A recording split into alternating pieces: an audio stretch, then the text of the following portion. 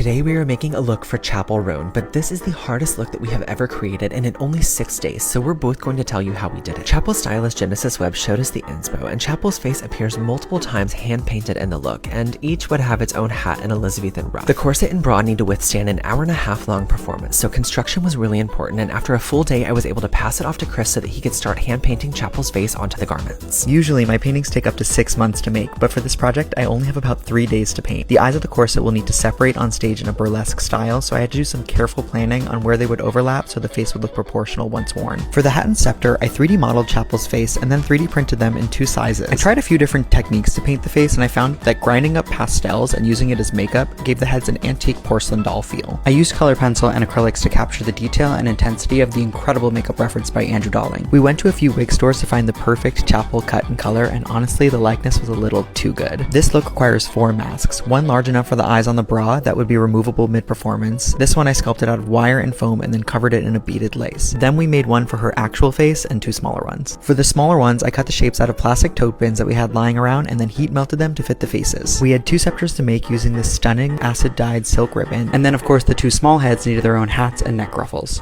Now this is where the explanation gets a little crazy. The heads on her hat get their own hat, arms, scepters, and yes, it gets its own hat too. The mini scepter also gets its own hat, and just about everything gets a neck ruffle, which Gunnar's been working on for days. Now I'm used to sewing pretty quickly, but I completely underestimated the amount of time that it was going to take for them to both feel antique and also withstand a full performance. I realized the day before it was due that we needed help, and we actually had a team of 5 of us pull a complete all-nighter just to finish the look in time. After the hardest 6 days in our professional career, we finally had a few hours to rest, and we watched the footage come in from her Warsaw performance. We've worked together on a lot of incredible looks before, but never has one felt like more of a collaboration and labor of love for us as a design duo, and we will never forget seeing her reaction when she saw the entire look for the first time.